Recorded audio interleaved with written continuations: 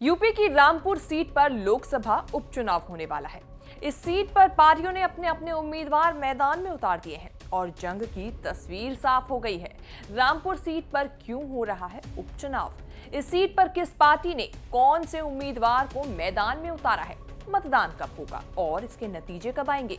ये सब हम आपको इस स्पेशल रिपोर्ट में बताने जा रहे हैं। नमस्कार, मैं हूं कीर्ति और आप देख रहे हैं न्यूज़ तक। समाजवादी पार्टी के कद्दावर नेता आजम खान के इस्तीफे के बाद खाली हुई रामपुर सीट पर लोकसभा उपचुनाव होने जा रहा है। मतदान 23 जून को होगा और नतीजे 26 जून को आएंगे। इस सीट पर दो बड़ी पार्टियों बीजेपी और समाजवादी पार्टी के उम्मीदवार चुनाव मैदान में हैं। बीजेपी ने घनश्याम लोधी को उम्मीदवार बनाया है, जबकि समाजवादी पार्टी ने आसिम रजा को मैदान में उतारा है। दोनों उम्मीदवार अपनी अपनी जीत का दावा कर रहे हैं। असल मकसद है आजम खान के मिशन को आगे बढ़ाना, उनकी खिदमत करना। उन्होंने रामपुर के लिए जो सोचा है उसमें हम जितना सहयोग कर सकते हैं उनके साथ उस सहयोग को करना, उनका साथ देना, उनकी बात जनता तक पहुंचाना, यही मिशन है हमारा। पहले चुनाव का है लक्ष्य जीतना। जीतने के बाद में जो हमारे यहाँ की जो विकास हैं, जो हमारे गंगा जमनी तहजीब है उसे कायम करने का मैं काम करूँगा यहाँ पर। और पहले आप समाजवादी में थे जी, आज उन्हीं समाजवादी पार्टी के प्रत्याशी से आपका मुकाबला रहेगा जी, तो किस तरह की चुनौतियां रहेंगी? नहीं, चुनौती राजनीति में कोई चुनौती नहीं होती है। वो अपने दल के लिए काम करेंगे, हम अपने दल के लिए काम करेंगे। दल ने हमारे भारतीय जनता पार्टी ने मुझे भरोसा किया है ना, उसे भरोसे पर खरा उतरने के लिए मैं काम करूँगा।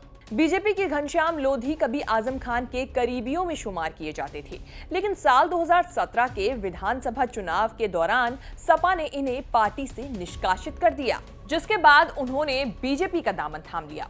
इस सीट को लेकर पहले कहा जा रहा था कि आजम खान अपनी पत्नी को चुनाव लड़ाएंगे और बीजेपी की तरफ से मुख्तार अब्बास नकवी को चुनाव मैदान में उतारे जाने के कयास लगाए जा रहे थे, लेकिन ऐसा हुआ नहीं।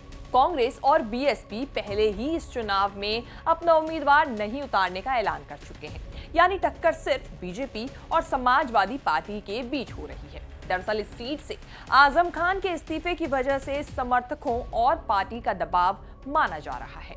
आजम के पूरे परिवार पर कानूनी शिकंजा कसा और सांसद बनने के बाद आजम के कई मामलों की जांच हुई, कई मुकदमे हुए और जेल जाना उन्हें पड़ा। इसीलिए आखिरकार आजम को इस्तीफा देना पड़ा। रामपुर मुस्लिम बहुल सीट है। रामपुर लोकसभा सीट में भी 5 विधानसभा सीटें आती हैं।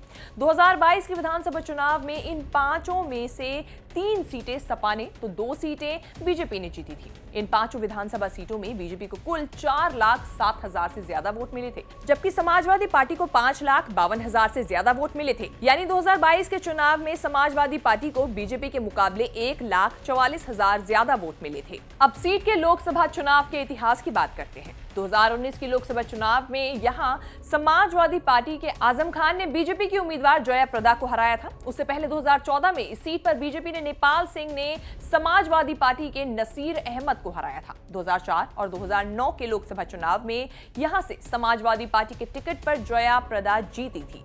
1999 के चुनाव में यहां से बीजेपी के मुख्तार अब्बास नकवी चुनाव मैदान में थे, लेकिन उन्हें कांग्रेस की नूर बानो ने हरा दिया था। अब इस बार एक बार फिर से इस सीट पर बीजेपी और समाजवादी पार्टी के बीच मुकाबला देखने को मिल रहा है। 26 जून को नतीजे बताएंगे कि अब की बार रामपुर के रण में कौन बाजी मारता है। वैसे आपको हमारी ये रिपोर्ट कैसी लगी? अपने फीडबैक्स कमेंट सेक्शन में जाके जरूर बताएं और साथ ही हमारे चैनल को सब्सक्राइब करना भी बिल्कुल ना भूलें।